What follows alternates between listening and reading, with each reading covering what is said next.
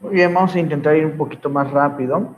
Habíamos quedado que pues meten a Manuel Gómez Pedraza, pero en realidad la intención es la que le dejara todo el camino para que Antonio López de Santa Anna sea presidente.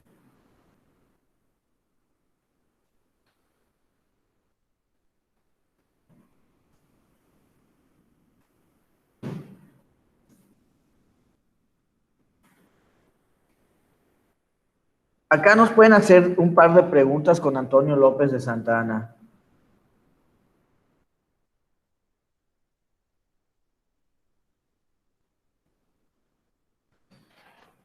Nos pueden preguntar cuántas veces estuvo al poder. Santa Anna era como ya les dije, Santa Anna era un personaje histórico muy veleta. Un día se levantaba siendo conservador, un día liberal, un día centralista, un día federalista, y así se la vivía Antonio López de Santa Anna. Entonces, pues acá también estuvo haciendo otra cosa, estuvo renunciando y renunciando, renunciaba, entraba al poder, renunciaba, decía que estaba cansado, y pues así se la fue llevando Santa Anna prácticamente. Entonces acá nos pueden preguntar cuántas veces y cuántos años estuvo en total al poder Santa Anna. Estuvo 11 veces en la presidencia, y entre esas 11 veces no fueron de manera seguida, fueron de manera pausada, fueron de manera interrumpida. Y de esas 11 veces tuvo un total de 33 años en el poder. Pero pues vamos a hablar de manera general de Santa Anna y de lo que fue su primer gobierno. ¿Qué es lo que pasaba? Ya que Antonio López de Santa Anna llega al poder por primera vez, el 16 de mayo de 1833, Santa Anna agarra y le pide al Congreso tiempo para descansar, que porque estaba cansado de tantas batallas, que porque peleó para la independencia, que había peleado para sacar a Agustín de Iturbide, que había peleado también para poner a Vicente Guerrero al poder, que había peleado también para sacar a Bustamante, y Santa Anna alega que estaba cansado y le pide al Congreso un descanso y se va a descansar a su hacienda. Esto también recuerdo que una vez, o sea, cuando presenté, creo que también estaba entre preguntas de examen. ¿Cómo se llama la hacienda de Antonio López de Santa Anna? O sea, no tiene datos relevantes, o sea, no es relevante esto, pero sí lo recuerdo que la hayan preguntado. La hacienda de Santa Anna se llama Manga del Clavo. Lo importante acá, chicos, es lo siguiente. Del primer gobierno de Santa Anna es que se fue a descansar y dejó como presidente interino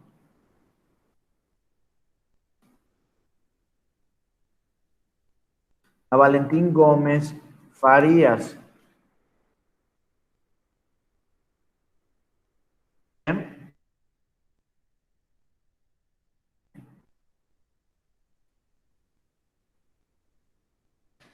Valentín Gómez Farías y las primeras reformas liberales. Ya estaba surgiendo la ideología liberal, ya había un partido liberal, pero en realidad ellos nunca habían tenido una fuerza política como tal. El primer presidente liberal había sido Vicente Guerrero. ¿Pero qué le pasó a Vicente Guerrero? Se fue a pelear y luego lo traicionaron por su vicepresidente y lo mandaron a buscar y lo fusilaron. Sí, exactamente. Muchísimas gracias, Mateo. Y aparte, recordemos que España seguía tratando de invadirnos. En realidad, en términos de política, no se había propuesto ninguna política liberal. La estructura política de México seguía predominando la ideología conservadora. Entonces, Cuando ponen a Valentín Gómez Farías como presidente interino, él era un liberal, no tanto, o sea, como extremo, un extremista sería que como que quiere imponerlo, o sea, a la fuerza, y si tengo que matar gente, mato, ¿no? O sea, así es como que un extremista, pero sí estaba muy marcada su ideología liberal. Entonces podemos decir que el primer presidente que comenzó con propuestas liberales era Valentín Gómez Farías. Entonces pasó lo siguiente. Valentín Gómez Farías comienza con la primera reforma liberal, es decir, el primer documento donde iban a tener leyes liberales como tal. Y entre sus propuestas estaba reducir al ejército, quitar fuero a los militares y al clero. Ahorita vemos cada uno de manera, quería crear escuelas y propuso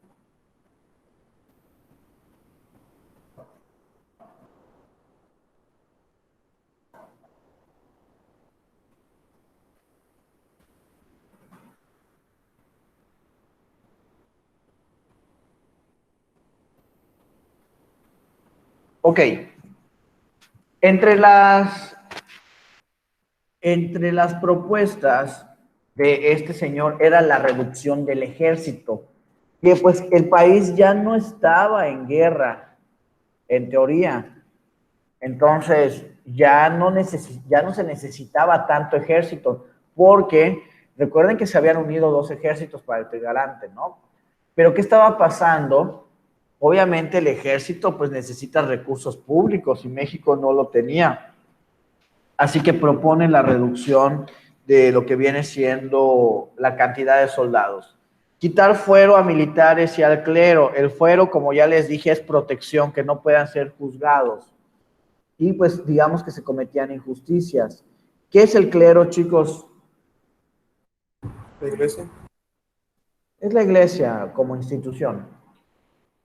Quería crear escuelas y propuso libertad de enseñanza. ¿Qué pasaba? Existían escuelas, pero no como las conocemos el día de hoy, y la iglesia estaba a cargo de todo esto. Lo que querían era que la iglesia tampoco estuviese a cargo de la enseñanza, es decir, que la educación sea laica. Para eso también había creado una Dirección General de la Instrucción Pública, digamos que es lo equivalente a la SEP de hace tiempo. Ya estaba quitando el pago del diezmo, que literalmente era darle el 10% de tu salario a la iglesia. Libertad de prensa, que no había. Y acá le estaba quitando, la iglesia, por ejemplo, veía el registro civil, veía cementerios, veía, veía varias cosas. Lo que quería era quitarle todo esto, que en realidad debería competir al gobierno. Quería hacer, obviamente, que el Estado también fuera laico, tanto como la iglesia, como lo que viene siendo, como lo que viene siendo el Estado. Acá igual comienza lo que viene siendo la propuesta de libertad de credo.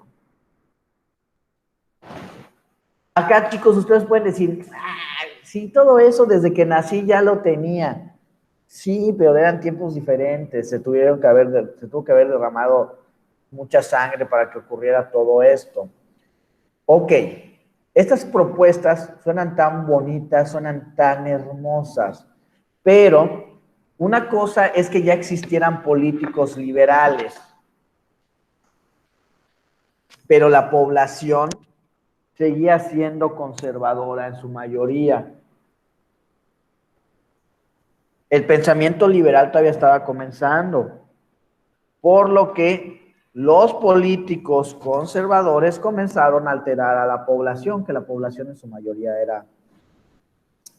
era conservadora. Entonces, los conservadores sienten que le estaban quitando muchos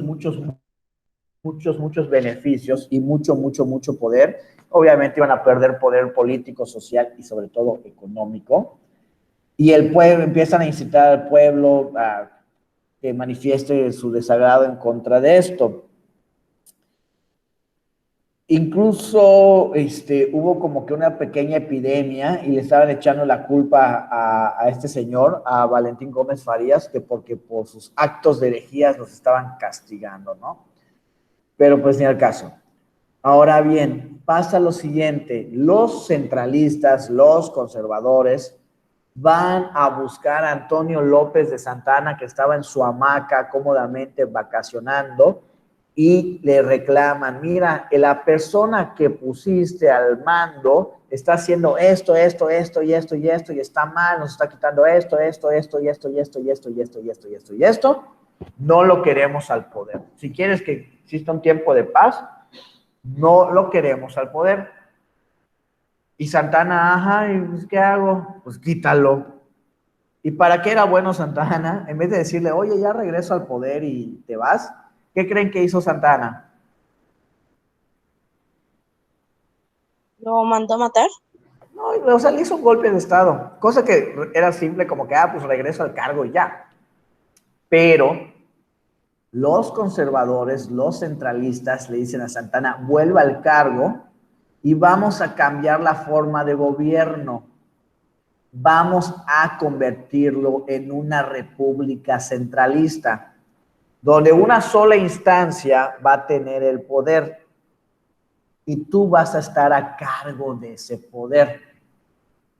Es decir, le estaban ofreciendo poder absoluto a Santa Anna. ¿Y qué creen que dijo Santa Anna? Simón. Pues por supuesto que sí. Le dijo, yes, yes, yes, yes. Claro que yes, yes, yes, yes, yes, yes, yes. Y acepta Santa Anna. Y prácticamente Valentín Gómez Farías termina exiliándose en Estados Unidos. Sus cuates de la logia yorquina le terminan dando chance. ¿Y qué creen que pasó con todo esto? No se hizo. No se hizo, efectivamente, pero años más tarde, alguien hurgando en la basura se encuentra con estas propuestas. No, bueno, es una analogía. Alguien toma estas ideas, güey, no era eso lo que quería hacer. Alguien toma las propuestas y las vuelve a proponer como si fueran suyas. ¿Quién será? Por acá les dejo una pista. Benito Juárez. Benito Juárez. Pero el primero que propuso varias de las propuestas de Juárez en realidad fue Valentín Gómez Farías. ¿Ok? ¿Hasta aquí está claro? ¿Ya copiaron, chicos? Sí. Para que podamos pasar a lo siguiente. Muy bien. Vamos a ver. Voy a borrar. Entonces Santa Anna entra nuevamente al gobierno, pero ya no como un gobierno federalista. Ahora, Centralista. ¿cómo iba a ser? Como un gobierno centralista. Entonces, se crea un documento para hacerlo oficial y se crean las 7 leyes centralistas.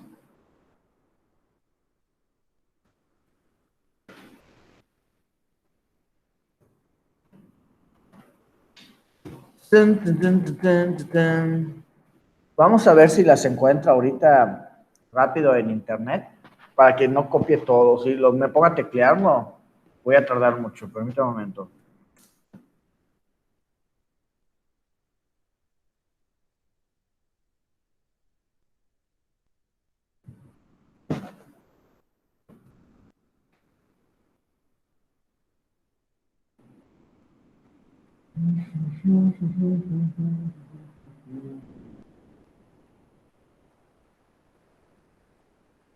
Para que sea más rápido y agilicemos todo lo que podamos, todo lo que podamos.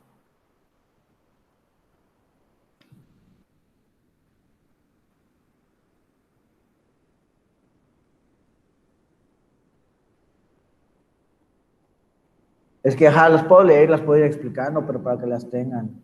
Eso es lo que quiero.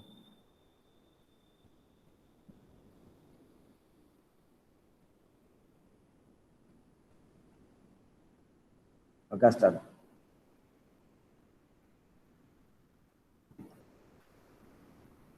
Les voy a ir copiando lo más importante porque tienen,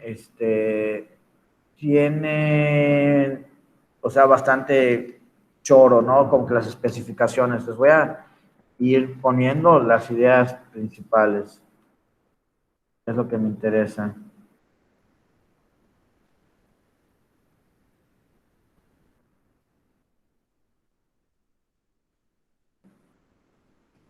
Ok, ya puse dos. Vamos a explicar estas dos.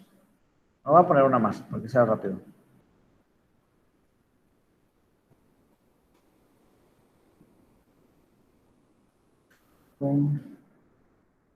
Oh, ya se acabó eso. Las voy a copiar todas y luego elimino las partes que no me interesan.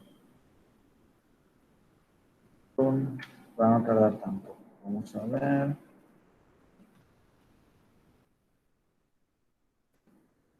Jesucristo. Vamos a ver.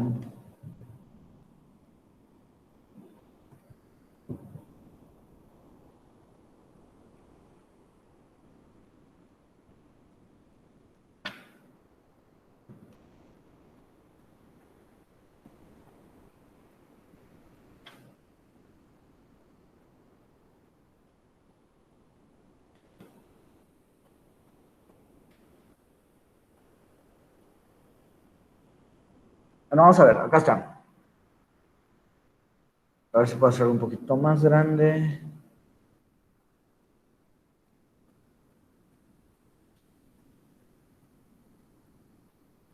Muy bien.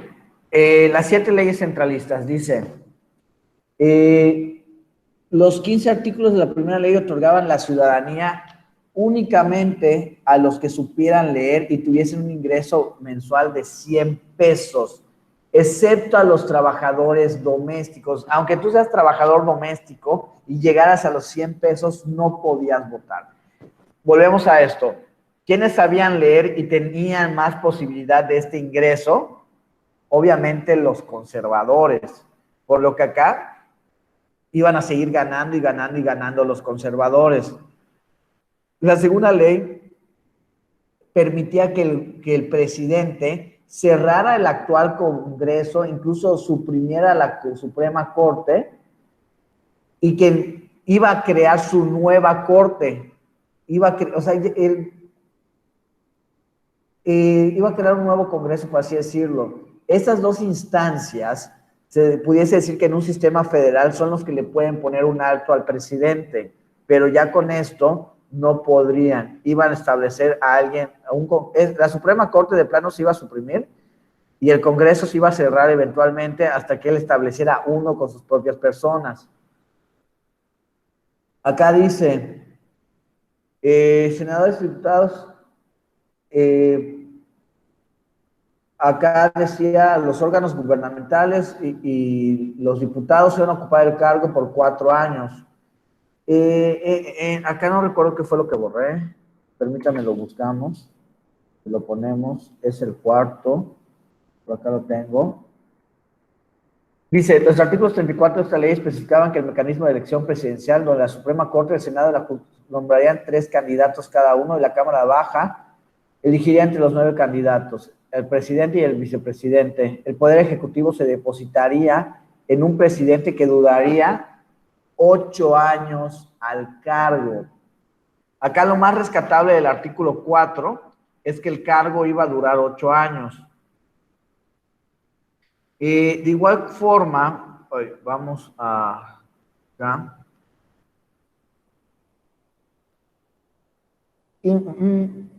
Establece la división territorial y también acá no lo establece como tal, pero se los puedo dar de manera resumida.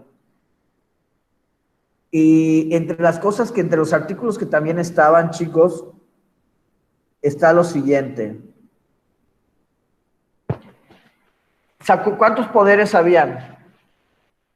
3. Se iba a crear un cuarto partido en el cual iba a ser el supremo poder conservador. O sea, los 3 poderes era para darle equilibrio y estaba metiendo un cuarto poder que se llamaba el supremo poder conservador, donde se le estaba dando más y más beneficios a los conservadores. Y de igual forma establece, al ser un órgano central, este organismo central podía elegir a los gobernadores de cada estado.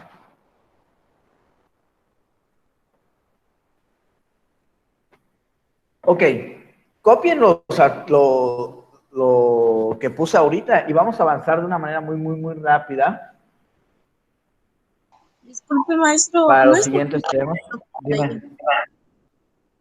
No te escuché, se escucha cortado. ¿Me puedes decir? estar compartiendo pantalla? Ah, perdón, dejé de compartir pantalla. Pero perdón, hace rato. Pensé que sí, pero ya recordé que no. Acá están, chicos. De todas maneras, la pizarra les debe aparecer, les debe aparecer. Gracias por la observación. Y estoy compartiendo pantalla, pero la pizarra a un lado les aparece un link para que participen conmigo. Está acá. Estas son las leyes centralistas. Pues establecía eso, les estaba no solo devolviendo el poder a los conservadores, sino que también estaba dándoles más poder. Y de igual forma, pues estableció lo que viene siendo un poder más, el poder supremo conservador.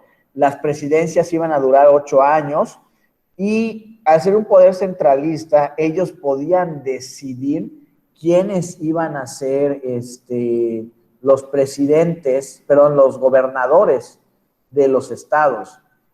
Ok. Que lo copien. O que lo tengan en cuenta, porque vamos a pasar a otro asunto. Ok, a ver, chicos. Acá pasa lo siguiente. Cuando nos habíamos convertido en una república federal, les recuerdo también, cuando nos hacemos independientes, les recuerdo que cada estado había alcanzado su independencia por separado. Y cuando decidimos unirnos como un proyecto de nación, nos unimos por manera voluntaria. Sin embargo, varios estados habían firmado que solo permanecerían en la República Mexicana si ésta se mantenía como una república federal. Entonces, cuando se hizo el cambio a una república centralista, hubieron 2 estados de la república que no les pareció y estos comenzaron a quejarse y a querer separarse de México.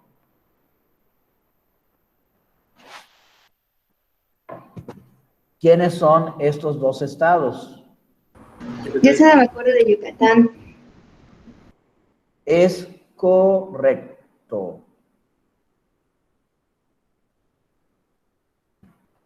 Yucatán es uno.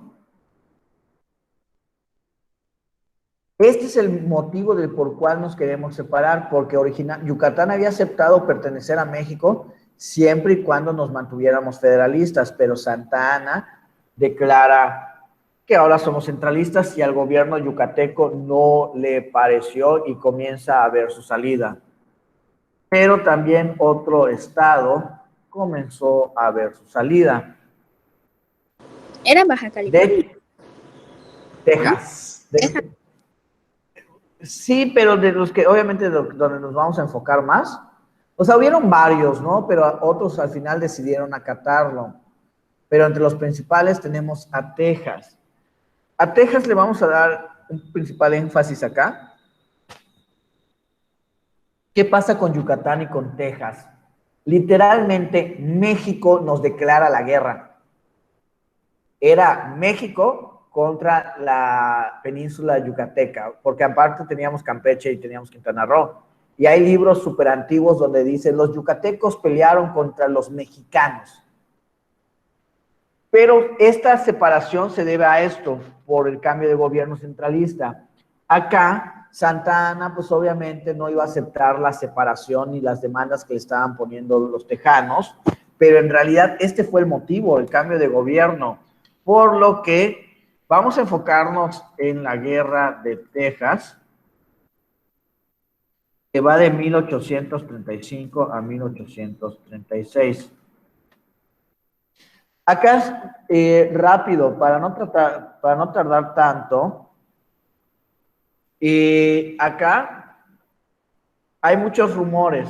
¿Qué dicen con respecto entre Santa Ana y Texas? ¿Qué dicen de Santa Ana y Texas? En mis tiempos había un chisme que estaba mal empleado. Que vendió ese territorio a Estados Unidos. Que vendió Texas y el resto de los territorios del norte. Vamos a hacer ahora sí que un súper resumen de esto. México se va en guerra en contra de Texas. La principal de las batallas de Santa Ana contra los tejanos es en el Álamo. Pasa lo siguiente. En realidad, los tejanos se querían separar por este cambio de gobierno. Voy a dejar de presentar un momento. ¿Qué es lo que había pasado también años atrás? En la parte norte, como no había fronteras, no habían divisiones como antes, era tierra de nadie, era desierto, los norteamericanos astutamente habían comenzado a poner casitas en las fronteras y ya se habían pasado a esta parte, que en realidad era herencia que le quitamos a los españoles.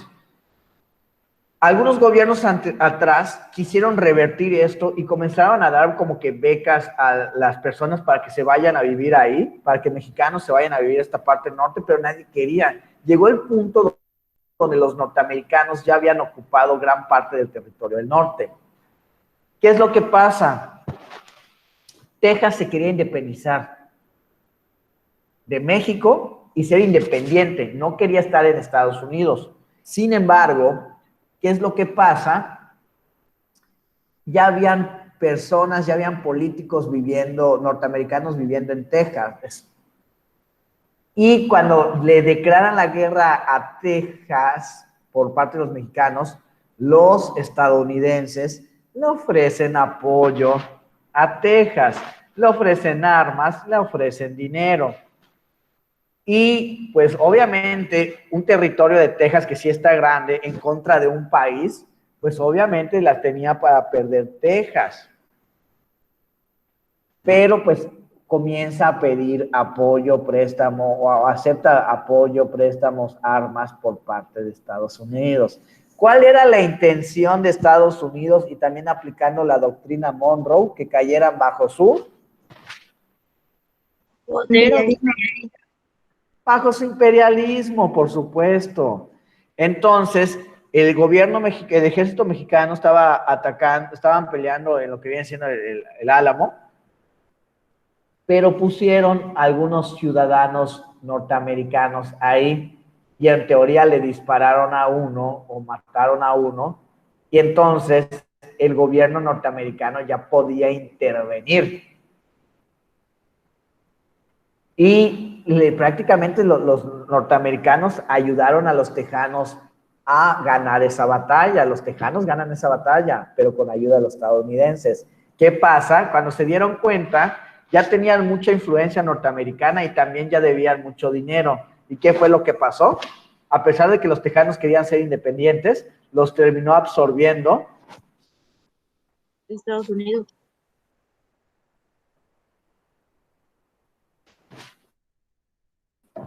Realmente Santa Anna era un incompetente, no lo vendió, no lo justifica, pero lo perdió. Vamos a adelantarnos un poquito.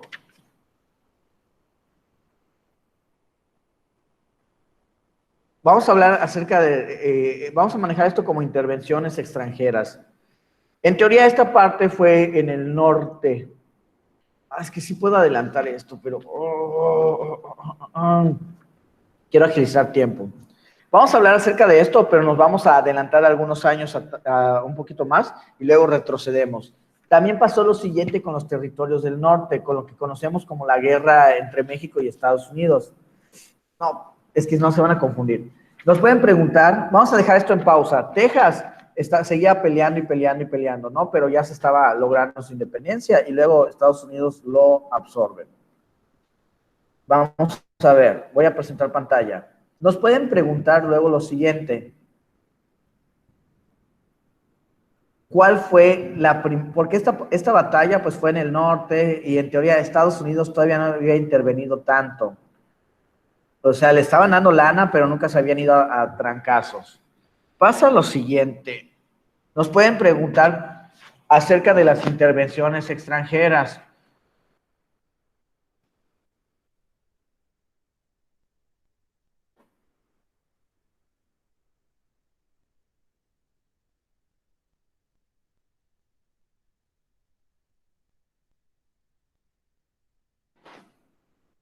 Acá algo muy importante, chicos. A cada rato querían invadirnos o querían quitarnos territorios. ¿Por qué?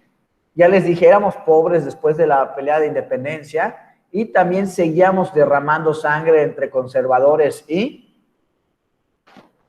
Liberales. Liberales. entonces México no tenía una estructura política real, o ponía una, había guerra, se ponía otra y no había un seguimiento, por lo que realmente éramos presa fácil para que varios países quisieran aprovechar eso, porque no estábamos unidos. O sea, ya éramos independientes, pero no había una unión, hubo una separación de ideologías y cualquiera podía venir y abusar de esto. Entonces, si nos preguntan cuál fue la primera intervención extranjera, fue por parte de Francia,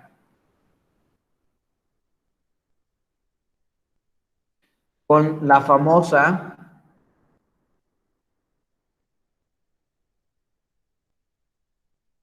Guerra de los Pasteles. O nos pueden preguntar cuál fue la primera intervención francesa. Y la primera intervención francesa, pues es la Guerra de los Pasteles. Esta fue de 1838 a 1839. Les voy a resumir la Guerra de los Pasteles también, porque nos han dado muchas teorías que decían, es que el ejército de Santa Anna comió muchos pasteles y no los pagaron. De su primaria les vendieron esa idea. Creo. Sí, ¿Sí? No pasó así. Lo que pasa es que como todavía estábamos chicos como que para entender la realidad, y aparte que los libros de la SEP son súper oficialistas, en realidad no pasó eso. En Veracruz había una pastelería, ahorita les digo de quién era la pastelería. La pastelería era de un francés. Bueno, se los voy a resumir. La pastelería era de un francés, pero entre las batallas entre conservadores y liberales, le destruyeron la pastelería a este cuate. Pero como había tanto cambio de gobierno, este señor pues agarró, fue a reclamar, ¿quién me va a reponer mi pastelería? Que me repongan el dinero. Y entre tanto cambio de poder, nadie se hizo responsable. Por lo que el panadero va con el varón, que era como una especie de embajador, acá en México,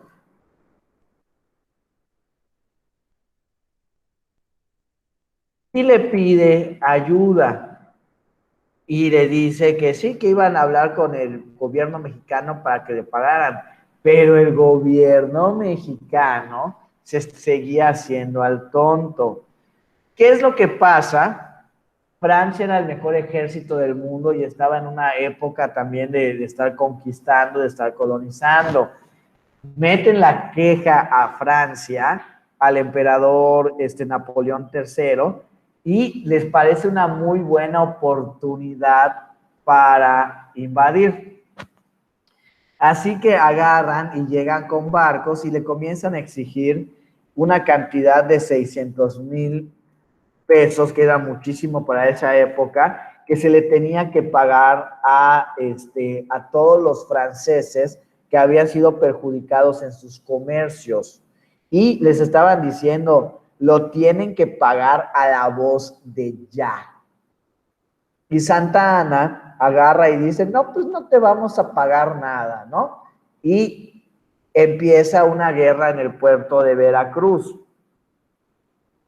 que, como ya les dije, Francia era el mejor ejército del mundo, y le ponen una santa y apostólica arrastrada a México. Incluso Santa Anna estaba peleando ahí, y en esta batalla le alcanza una especie de proyectil que le pega tanto a él como a su caballo, y Santa Anna pierde una pierna, y a Santa Anna le comienzan a apodar el 15 uñas, porque ya no tenía una pierna.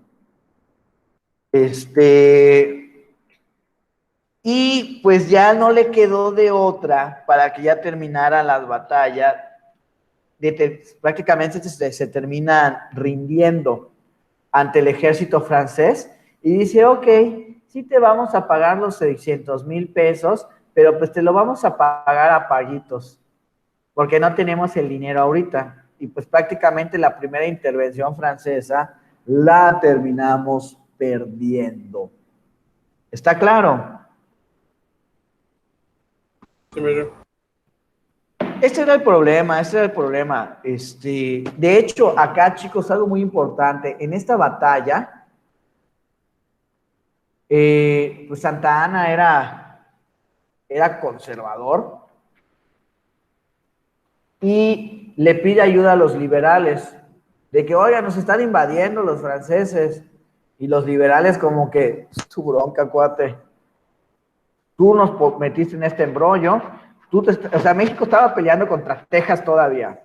Todavía no se había concretado lo de Texas. Nos están invadiendo. Y los conservadores, no, ayuda. Obviamente los liberales como que se maten ellos. Es su bronca. Y pues prácticamente terminamos perdiendo contra Francia. Y se termina endeudando el país. Ahora bien, vámonos a la guerra, vamos a avanzar también. O sea, al gobierno conservador le estaba yendo muy mal, le estaba yendo muy mal. Vamos a lo que viene siendo la guerra de Estados Unidos. Ahora sí, guerra de Estados Unidos contra México. Se seguía peleando contra Texas, pero Texas todavía era territorio nuestro. Y entre otras cosas,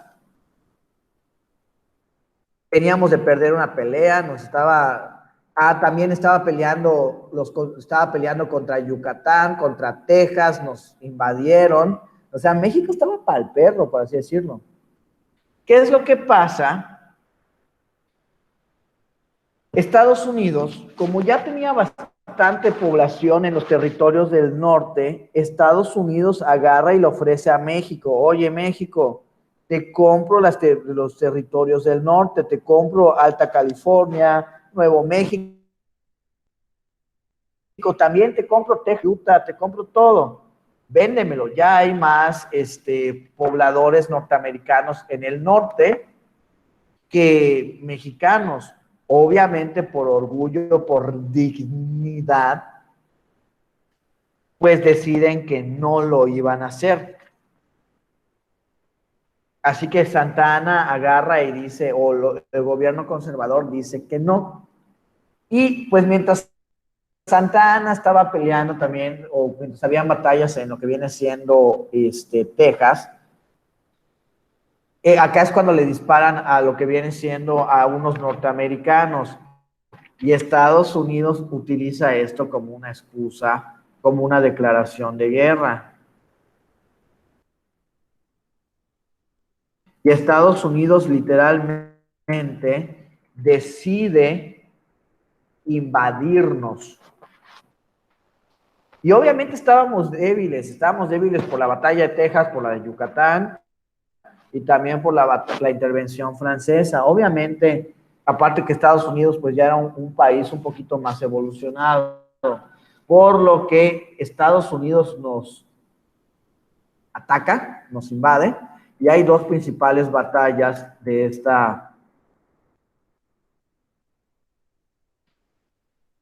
la batalla de Churubusco, pero la que más conocemos es la batalla de Chapultepec. Les voy a poner fechas.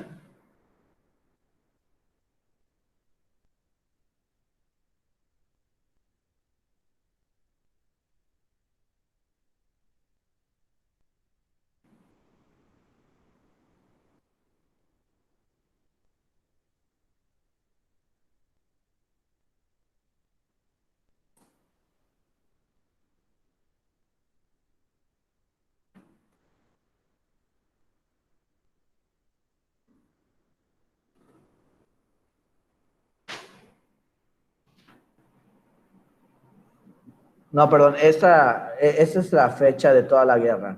Ahorita les pongo la de Chapultepec. Esto fue lo que viene siendo toda la guerra.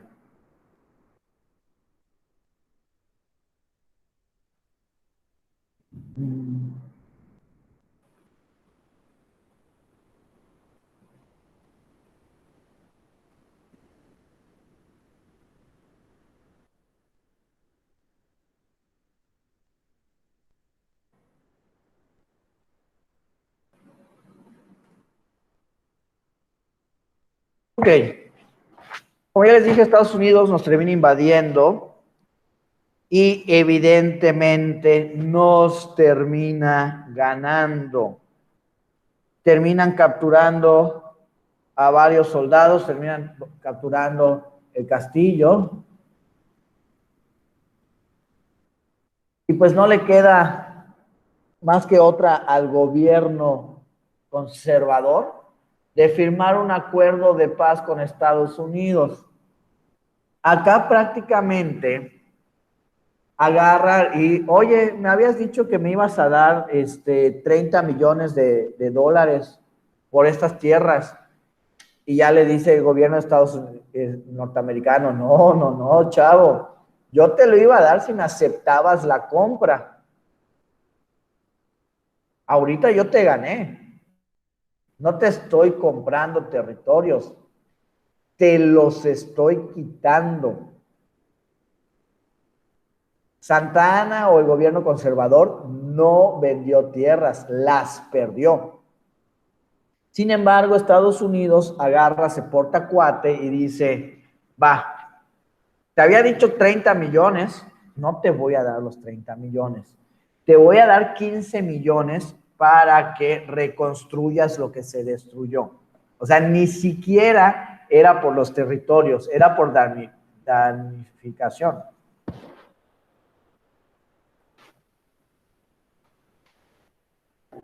Y pues ya para hacer oficial esto de que se le iba a ceder tierras a Estados Unidos, y para firmar la paz y de que ya se fueran a su país, se hace el Tratado de Guadalupe Hidalgo, pero prácticamente, o sea, nos vencieron, chicos. Y fecha.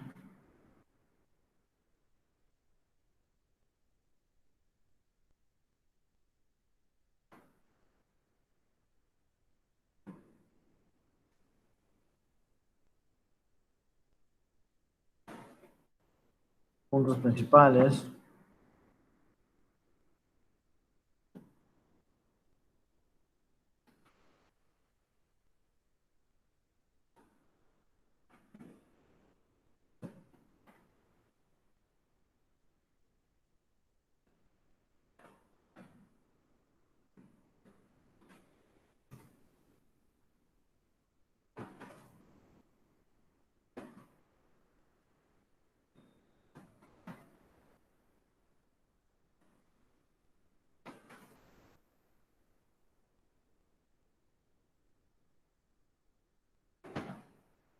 Estos territorios fueron los que terminamos cediendo, poquitos. Y por una mugrosa indemnización,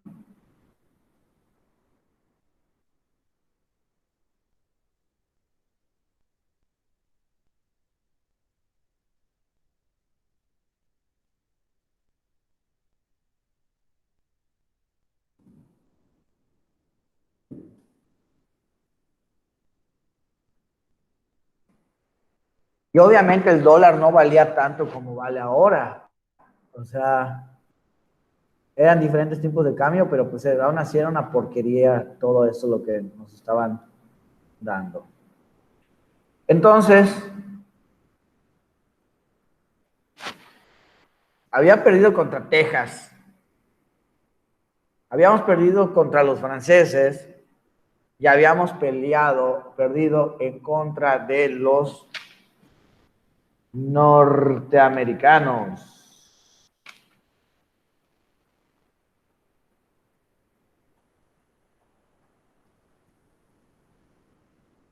O sea, el país era independiente, pero era pobre y ya nos estaban quitando todo. Todo en parte también por esta división que había entre el país, ¿no? Esta división muy marcada. ¿Hasta acá alguna duda, chicos? No, No mucho. Obviamente, después de todo esto, de todas las batallas, de todo lo perdido durante los periodos centralistas, era normal que existiera una transición. Era normal de que ya la gente ya no quisiera un gobierno centralista. Santa Anna se quiso instaurar una vez en el poder, pero ya había perdido la cabeza. Santa Anna ya estaba quedando medio loco. De hecho, le hizo un funeral a su pierna. Si les preguntan, personaje histórico que le hizo un funeral a su pierna es Antonio López de Santa Anna. Santa Anna, ya los periódicos les pedía que se dirigieran hacia él como Su Alteza Serenísima. Ya estaba cobrando impuestos a lo loco, ya estaba buscando ya instaurarse en el poder, estaba haciendo muchas tonterías con tal de quedarse. Por lo que también en la intervención de Estados Unidos le pidieron ayuda a los liberales, pero los liberales como que no, mátense ustedes, que los maten a ustedes, o sea, es problema de ustedes. ¿Qué es lo que pasó? Se debilitó mucho el poder conservador, por lo que los liberales estaban esperando y esperando y esperando y esperando a que sea el momento adecuado de reaparecer. Y pues ya que Santa Anna estaba quedando loco y que ya estaba cobrando impuestos, creo que hasta por ventanas estaba cobrando impuestos este cuate. Por el aire. ¿Por qué? Por el aire. Casi, casi. Lo que sí, hasta estaba creando un pasaporte interno para que pudieses cambiarte transitar de un estado a otro, tenías que pagar varias cuotas. Lo de las ventanas sí es cierto. Si tenías, por cada animal que tuvieras, también tenías que pagar impuestos. Ya estaba quedando loco. Entonces, obviamente, le hacen un golpe de estado a Santa Anna y termina huyendo. Si no me equivoco, termina huyendo a Cuba. Y luego comienza una época que se llama la restauración de la República Federal. Ya sacando a Santa Anna y a sus cuates, los liberales entran frescos como lechuga.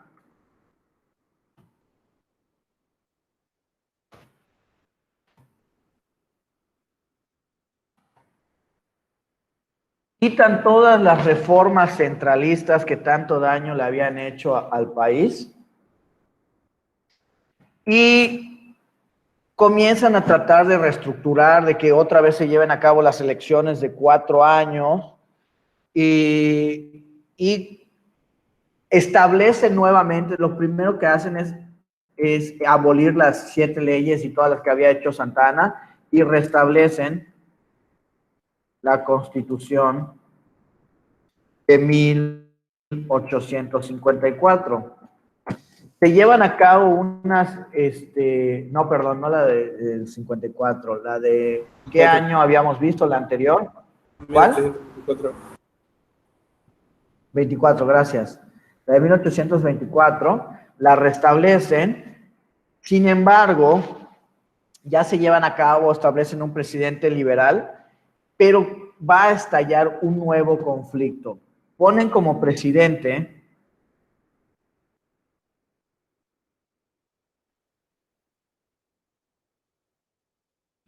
a José Ignacio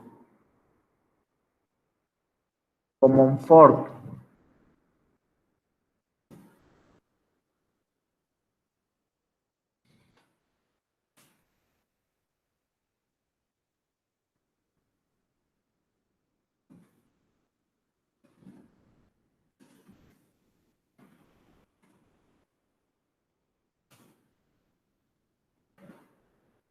Acá vamos, acá a ver si no me linchan terminando después de la clase.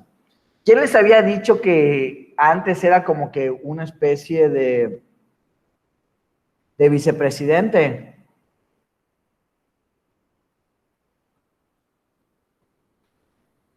¿Cómo? ¿Qué preguntó? Antes, ¿quién era? Como ahorita tenemos la Secretaría de Gobernación, pero antes, ¿quién era el que ocupaba un cargo? Se había quitado lo que viene siendo la figura de vicepresidente y ahora el que ocupaba esa figura era el secretario o el encargado de la Suprema Corte. Iba a ser el equivalente a lo que viene siendo el vicepresidente. Supongamos que el presidente ya no podía estar en función. ¿Quién iba a entrar? El encargado de la Suprema Corte de Justicia, el cual era Benito Juárez. Cuando comienza el gobierno de Ignacio Comonfort, ya los que comienzan a ocupar principalmente los cargos públicos, pues eran los liberales. Después de todo el relajo y todo lo que nos quitaron por culpa de esta división y por culpa del gobierno centralista, pues obviamente había agarrado mucha fuerza el gobierno liberal.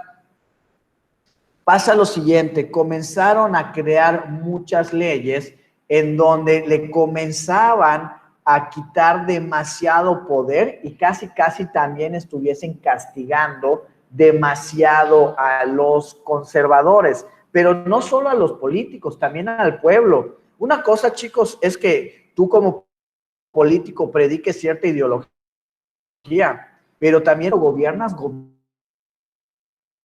para todo el pueblo, que también adaptarte a las necesidades del pueblo. Y la realidad es que el pueblo mexicano seguía siendo conservador. Hasta la fecha podemos decir que el pueblo mexicano es conservador, en gran parte. Benito Juárez, un liberal extremista.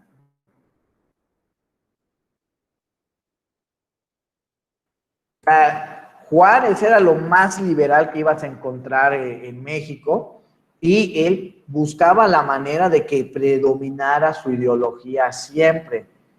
Entonces, Juárez, que era abogado, junto con sus otros cuates, comienzan a promulgar muchas leyes que de plano le estaban dando buenos trancazos a la ideología conservadora, hasta que Juárez y sus cuates dicen, oigan, muy bonito que estemos haciendo muchas leyes, pero también ya la Constitución de 1824 ya está muy viejita. Vamos a hacer una nueva Constitución. Y crean la Constitución ahora sí, de 1857, que también se le conocen como las leyes de reforma.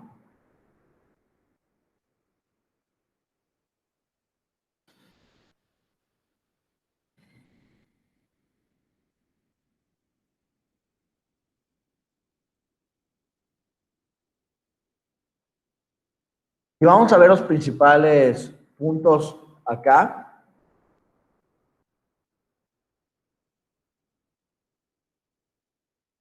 Otra vez seríamos una república federal.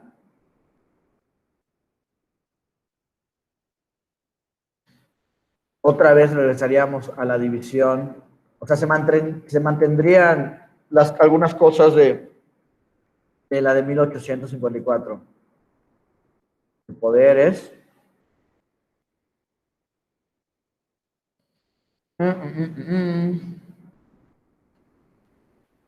La libertad de cultos.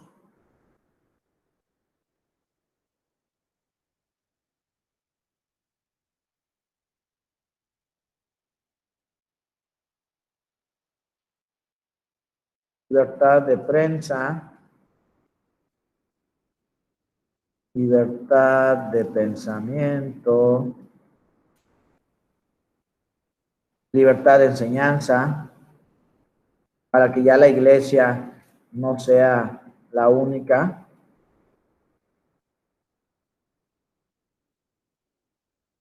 Etcétera, etcétera, etcétera, etcétera. ¿Quiénes ya habían propuesto al menos estas? ¿Quién ya había propuesto estas?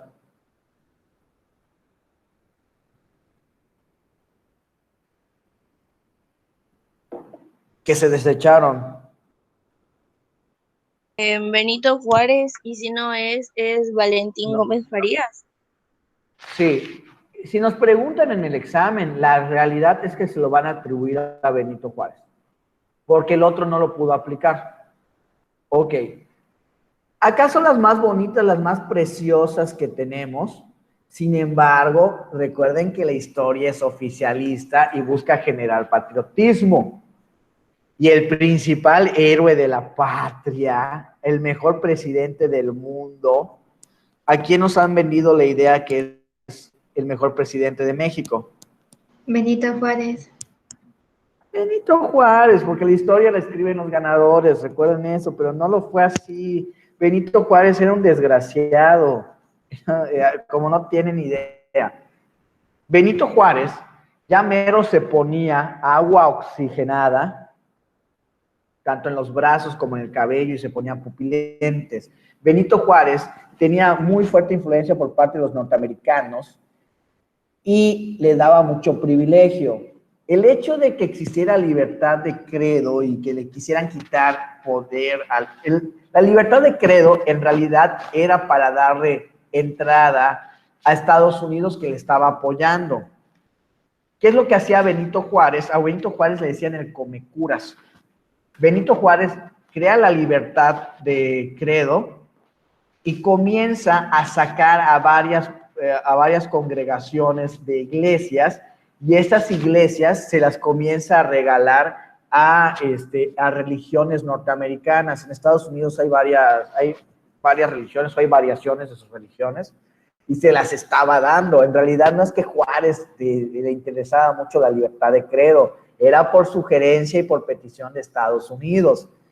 Y a Benito Juárez le convenía todo esto, porque estas estrategias debilitaban social, económica y políticamente a la iglesia, pero estas estrategias eran de los norteamericanos. ¿Qué pasa? Agarra Benito Juárez y sus cuates, sus abogados, redactan esta constitución. Hay más artículos, pero te ven en la parte bonita, pero hubo problemas sociales. Agarraron con Ignacio Comonfort, que era el presidente, Juárez era de la Suprema Corte, y lo hacen que firme. Y pues Comonfort, como era cuate del Beni, dice, pues está bien, a este acto en orden. Lo firma y se autoriza. Pero ya cuando se pone en práctica, sí estaba perjudicando a los políticos conservadores y centralistas, pero también estaban perjudicando al pueblo, también a muchas personas que no iban acorde a la ideología liberal, les estaba perjudicando bastante y les estaba molestando bastante. Por lo que pasa lo siguiente: empiezan a ir a buscar al presidente, no los políticos, el pueblo comienza a ir a buscar al presidente y empiezan a manifestarse, o sea, empiezan a manifestar sus preocupaciones y cómo les está perjudicando. Y lo están, o sea, cada rato, presidente, y agarra Comonfort y dice, oye, pues vamos a revisar bien la Constitución. Y efectivamente, le estaba dando en la torre a todo aquel que no fuera liberal. Se estaba imponiendo la ideología liberal a la fuerza. Y Ignacio Comonfort, consciente, él era un liberal, pero moderado, por así decirlo, dice, yo soy el presidente, yo tengo que ver por todo el pueblo. Y llama a Benito Juárez, ven acá a mi oficina y todo, shalá. Dice, oye, mi Beni, mira, pasa lo siguiente. Estaba revisando la Constitución. Está mal. No estamos gobernando para todos. Yo creo que hay que reformarla, yo creo que hay que modificarla, pero la modificación de una Constitución no le compete al presidente como tal, le compete a las demás cámaras. Y Benito Juárez, así que como que, señor presidente, me está diciendo que quiere imponer cambios o que quiere cambiar la Constitución. Sí, es que está mal y todo, y no sé qué, y no estamos... ok. Señor presidente, me alegra, gracias, perdón, por lo que viene siendo su confianza y todo. Agarra a Benito Juárez y acusa de traición a Ignacio Comonfort, porque quería cambiar la Constitución. Y recordemos que nadie, absolutamente nadie, está por encima de La Constitución. De la Constitución. A él no le competía modificar eso. Él llevaba su última firma, pero a él no le competía. Benito Juárez acusa de traición a Ignacio Comonfort y aceptan la acusación. ¿Y a quién le corresponde el poder si el presidente ya no era apto? A Benito Juárez. A la Suprema Corte. Le correspondía a Benito Juárez. Benito Juárez nunca entró por elección popular. Traicionó a Ignacio Comonfort, que estaba preocupado por el pueblo.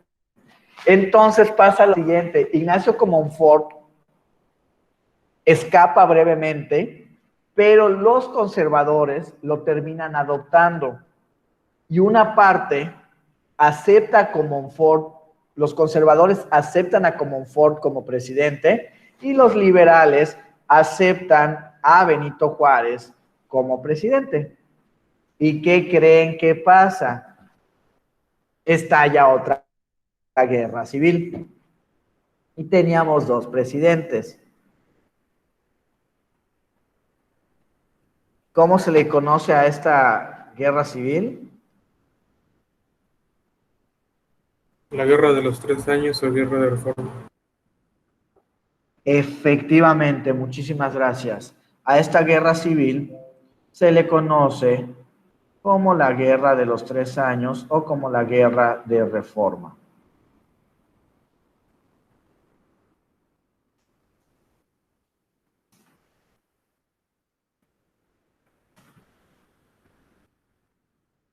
Ok, otra vez estallamos en guerra civil, otra vez estábamos dañando al país, derramando sangre de mexicanos, derramando sangre de más mexicanos. Acá, chicos, Benito Juárez, para no ser tan larga la historia, les voy a poner las fechas o los años.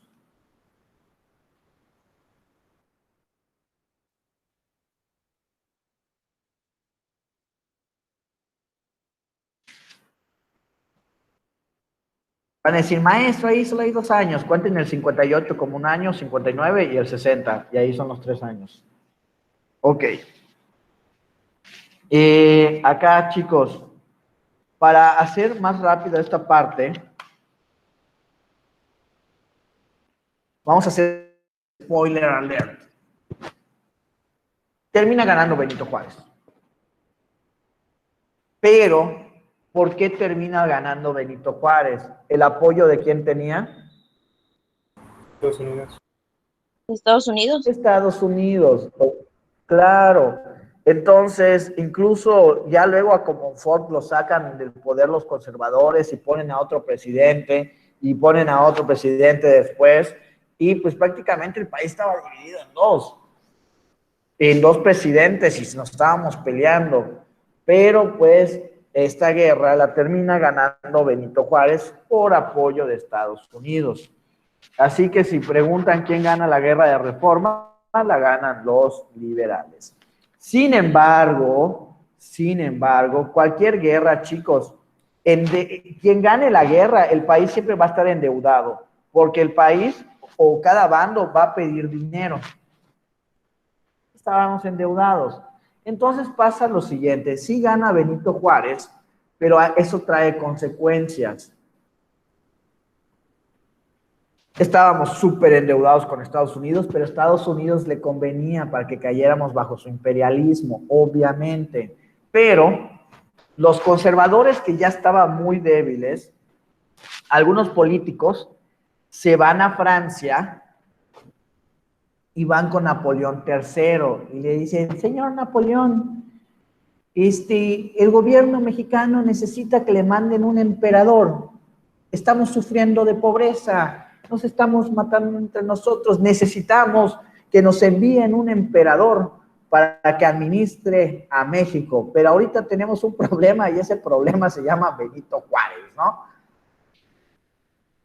Y Napoleón como que les da un batazo momentáneamente, sí, ajá.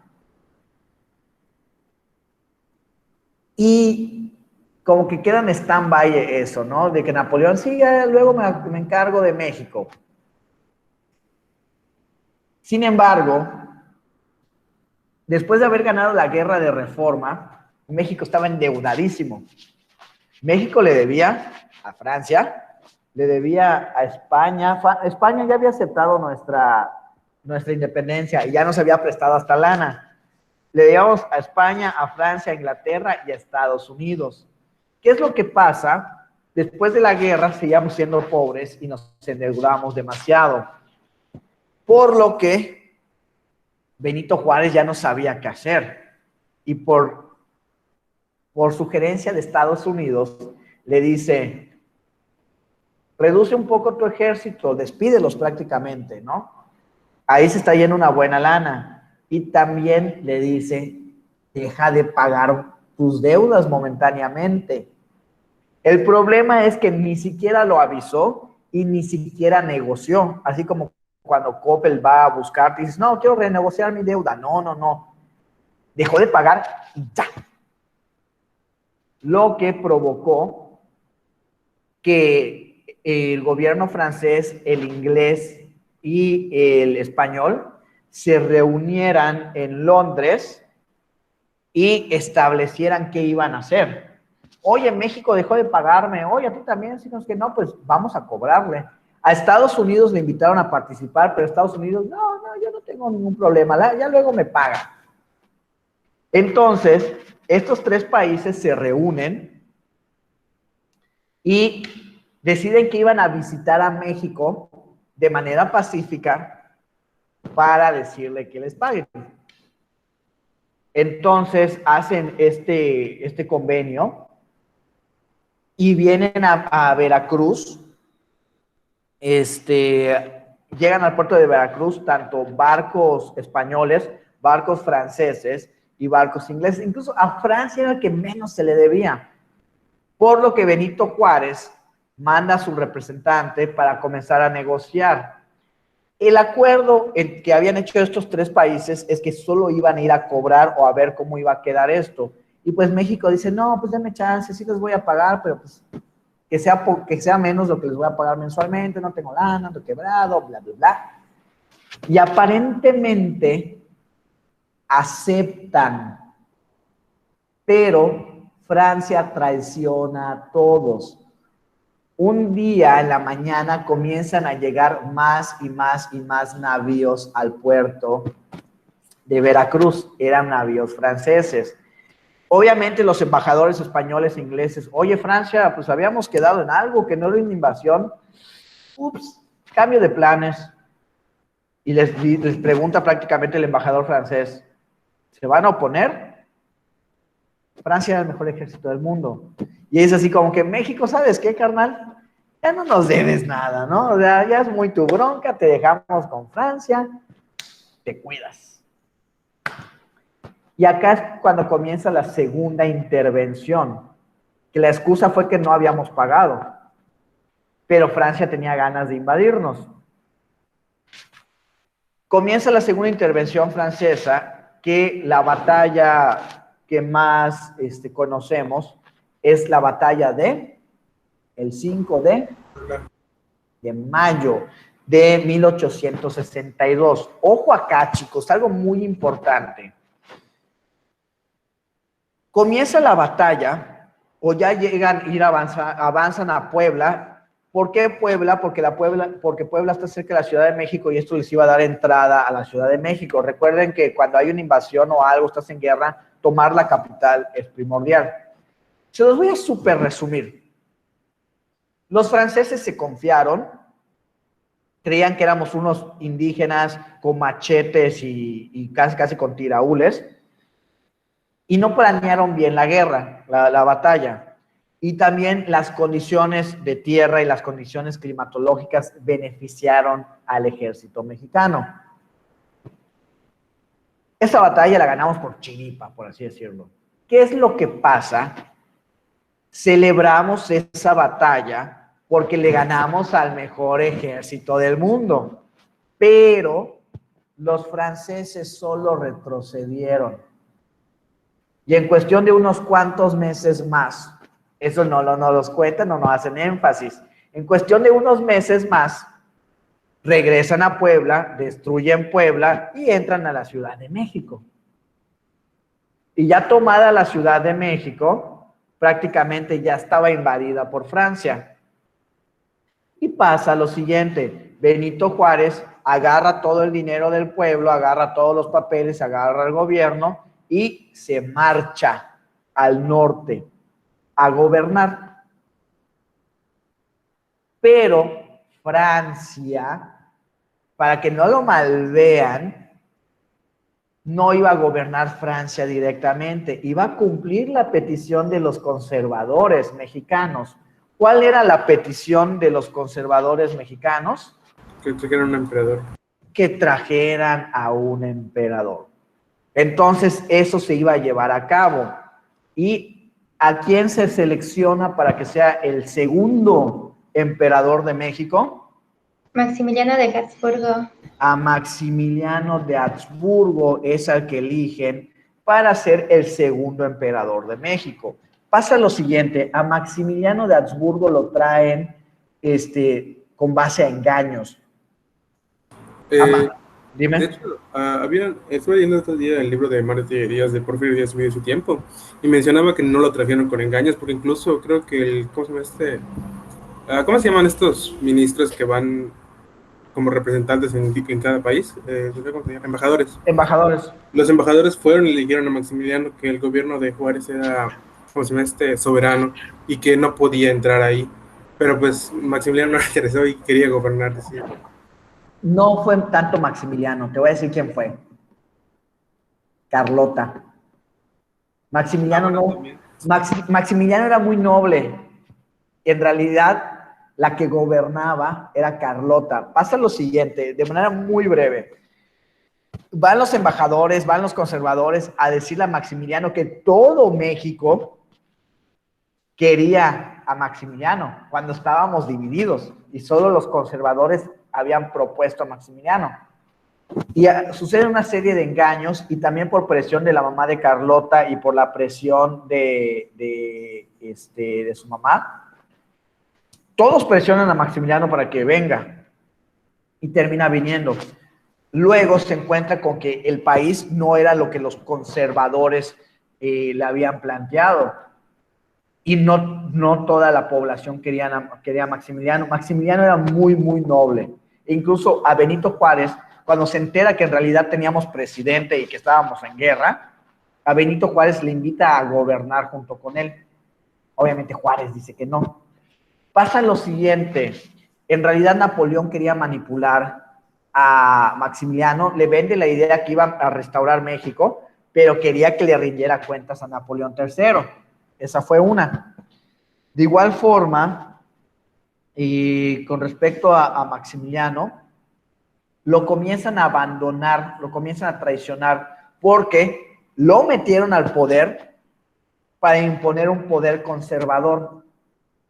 Carlota y Maximiliano eran más liberales que Juárez, pero no eran extremistas. Juárez, si tenía que mandar a matar gente para que se impusiera su ideología, lo hacían. Y al final terminan abandonando a Maximiliano por Napoleón y hasta por el mismo Papa, porque Maximiliano y Carlota eran más liberales que hasta el mismísimo Juárez. Ok, chicos, miren, ya van a dar las 12. Los temas que faltaron del siglo XIX, que ahí les diría que estudien, ahí no recuerdo tenerlos en video. Es el Segundo Imperio Mexicano y cuando cae el imperio, cuando Juárez entra otra vez al poder, y después de esto, el Porfiriato, la Revolución, y ya luego vienen los videos que les voy a mandar. Pero sí queda el Segundo Imperio Mexicano, la Revolución, perdón, el gobierno de Porfirio Díaz, el Porfiriato, y luego también la Revolución, y ya luego comenzamos con la presidencia de Cárdenas. Y yo les voy subiendo los videos. ¿Estamos? Sí. Muy bien, Sí, chicos, para los que no veo en derecho, ha sido un placer, ha sido un gusto impartirles esta clase. Les deseo muchísimo éxito. De todas maneras, ya me verán por ahí dando avisos. Que tengan un excelente fin de semana. Y a los que vean en derecho, pues los veo más tardecito, en 15 minutos. Que tengan un excelente fin de semana. Nos vemos. Hasta luego.